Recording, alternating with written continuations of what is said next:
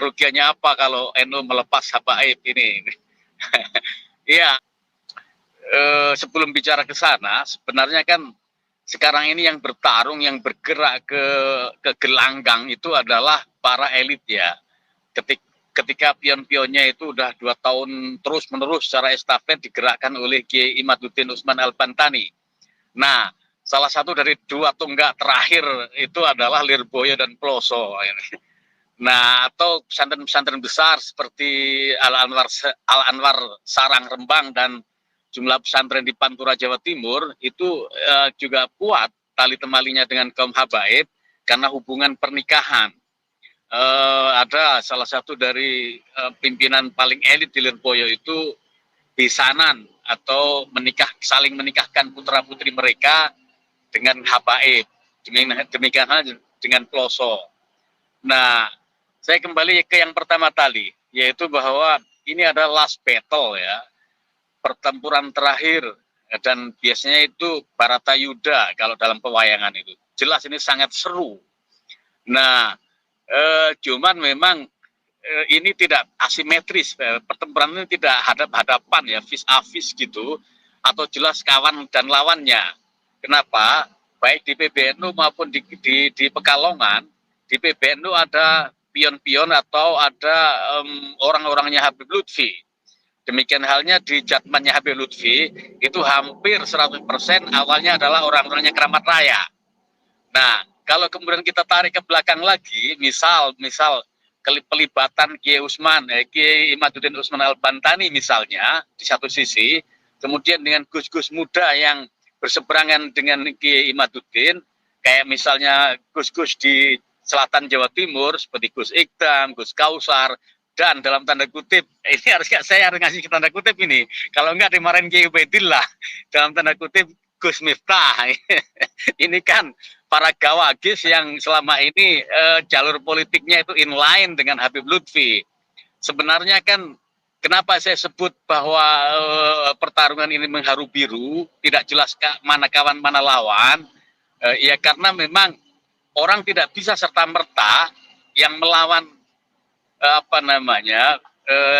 yang melawan Gus Miftah misalnya, itu secara otomatis berhadapan dengan Kiai Imaduddin. Tidak bisa seperti itu. Jadi harus dipilah. Justru kalau menurut saya, Gus Miftah ini dalam tanda kutip harus diselamatkan dari kaum habaib, termasuk Gus Kausar atau Gus Ikdam, Gus-gus muda yang memang menjadi idola santri muda, idola banyak kalangan, idola Gen Z. Ini harus diselamatkan menurut saya dari kaum habaib ini. Nah, panggung Pekalongan dan panggung Donohudan itu menjadi visualisasi dari pemihaan kita, visualisasi dari sebenarnya gus-gus itu ngeblok kemana, kan gitu kan. Nah, apakah kemudian, tetapi ini lebih rumit lagi ketika ditarik misalnya bahwa I'anatul Thalibin itu karya siapa, atau orang-orang itu ketika kaum pesantren ketika katakanlah mufarokoh dengan kaum habaib, maka sanad keilmuannya terputus dan semacamnya itu. Ini kan bluffing ya, atau gertakan-gertakan epistemik yang mestinya tidak berlaku dalam dunia akademik. Nah, di dunia akademik itu justru ketika ada penyimpangan dalam tanda kutip atau bahkan anomali saja, keganjilan terhadap sesuatu, itu justru yang diharapkan. Kenapa? Karena pasti akan beri pencerahan-pencerahan baru, lahirnya teori-teori baru, lahirnya konsep-konsep baru. Jadi makanya kan agak aneh ketika kita mufarokoh dengan habaib, otomatis berkah keilmuannya terputus, syarat keilmuannya terputus. Saya memang agak ada jumlah nomenklatur dan tradisi di pesantren itu menurut saya tidak harus diterima secara taken for granted ya. Kita harus tetap memelihara kejernihan, kita harus tetap memelihara nalar kritis untuk melihat itu semua. Oke, itu pertama.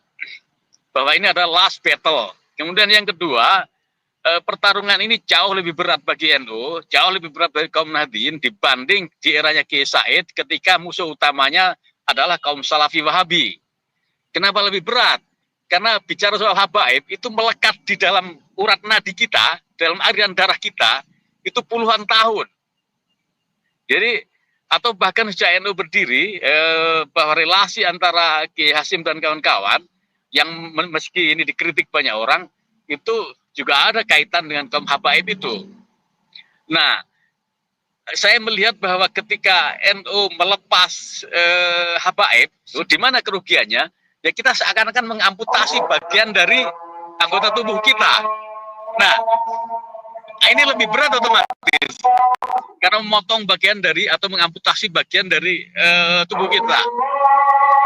Tapi kalau nggak diamputasi, virus ini justru berbahaya bagi keseluruhan tubuh. Jadi mau nggak mau, suka atau tidak suka, sakit atau tidak sakit, harus diamputasi.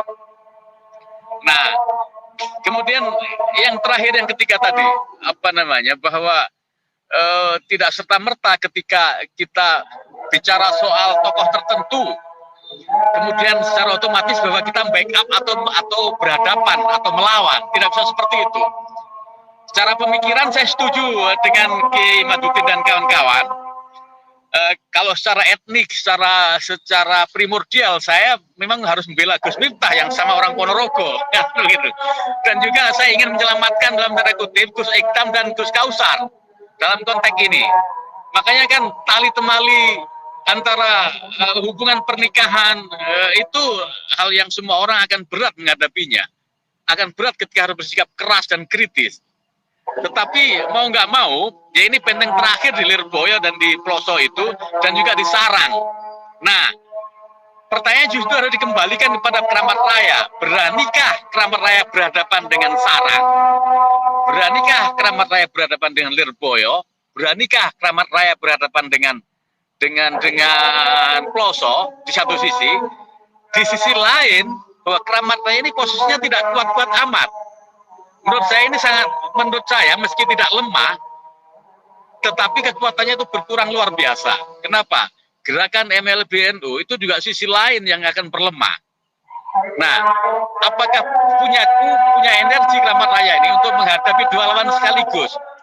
Pertama adalah lawan MLB, kedua adalah lawan harus mengamputasi kaum habaib. Mungkin itu dulu Mas Yusuf.